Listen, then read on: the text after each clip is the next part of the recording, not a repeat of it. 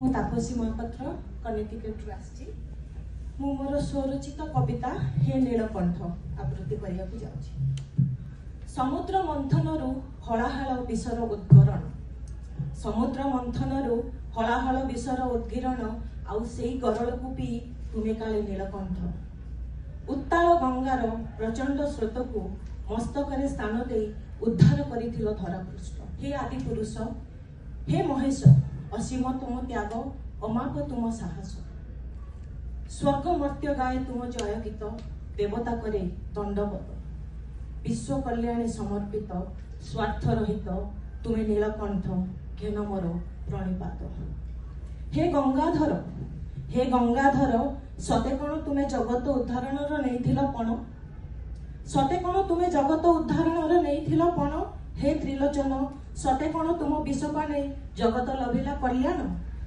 ସତେ କଣ ତୁମ ହୃଦ କନ୍ଦରରେ ବିରାଜିତ ବିଷ୍ଣୁଙ୍କ ଉପରେ ଆଞ୍ଚ ନ ଆସିବା ଯତ୍ନରେ ବିଷକୁ କଣ୍ଠରେ ବନ୍ଦୀ କରି ସାଜିଥିଲ ତୁମେ ନୀଳକଣ୍ଠ? ତେବେ ମୋର ଖାଲି ଗୋଟିଏ ପ୍ରଶ୍ନ, ତେବେ ମୋର ଖାଲି ଗୋଟିଏ ପ୍ରଶ୍ନ, ଯଦି ତୁମେ କାଳକଣ୍ଠ, ଯଦି ତୁମେ ନୀଳକଣ୍ଠ, ଯଦି ତୁମେ ବିଷକଣ୍ଠ, ବିଷ ଯଦି ତୁମ କଣ୍ଠେ ବଶୀଭୂତ, ତେବେ କାହିଁ ଏ ଭୋଗ ପାଲିଟିଛି ବିଷକୁମ୍ଭ? କାହିଁ ଈର୍ଷା ହିଂସା ଘୃଣାର ଦରିଆରେ ଉବୁଟୁବୁ ଅଣନିଶ୍ୱାସୀ ଏ ମଣିଷ? କାହିଁ ପ୍ରତିଶୋଧର ଲେଲିହାନ ଶିଖାରେ ଭାରାକ୍ରାନ୍ତ ଆଜି ଏ ଆକାଶ? କାହିଁ ଜଳାପୋଡ଼ା ହଣାକଟା ଉଦଣ୍ଡ ରଣହୁଙ୍କାରେ ମାଟି ଆଜି ଦହିଦଗ୍ଧ? ଖାଲି ମୋର ଗୋଟିଏ ପ୍ରଶ୍ନ, କାହିଁ ଆଜି ପାପର ଅଟ୍ଟହାସ୍ୟରେ ମହାଶୂନ୍ୟ ସାଜିଛି ନୀରବ ଦର୍ଶକ? କାହିଁ ଆଜି ଜହ୍ନର ସମଗ୍ର ସତ୍ତାକୁ ଅକ୍ତିଆର କରିଛି ଜହ୍ନର କଳଙ୍କ?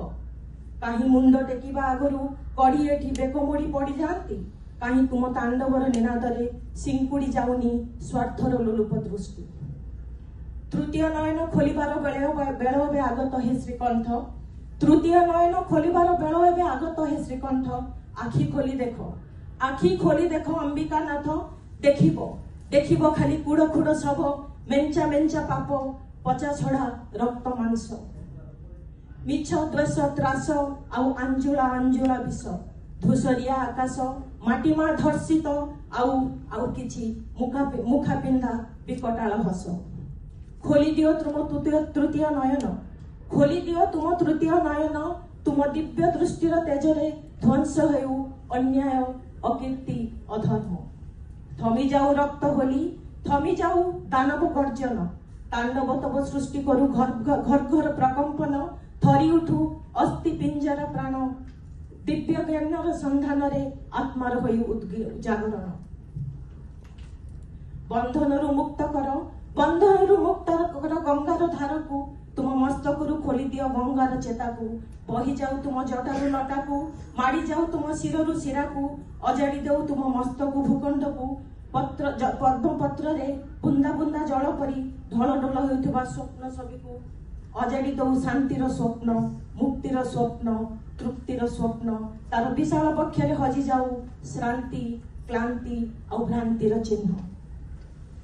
ବିଶ୍ୱରୂପୀ ପ୍ରତିଟି ଅଣୁକୁ କର ତୁମେ ରୁଧିମନ୍ତ, ବିଷ୍ଣୁରୂପୀ ପ୍ରତିଟି ଅଣୁକୁ ତୁମେ କର ରୁଧିମନ୍ତ, ବିଷ୍ଣୁରୂପୀ ପ୍ରତିଟି କୋଷକୁ ତୁମେ କର ବିଷମୁକ୍ତ, ବିଷ୍ଣୁରୂପୀ ପ୍ରତିଟି ପ୍ରାଣକୁ ତୁମେ କର ପ୍ରାଣବନ୍ତ, ବିଷ୍ଣୁରୂପୀ ପ୍ରତିଟି ଜୀବକୁ ତୁମେ କର ଜୀବନ୍ତ।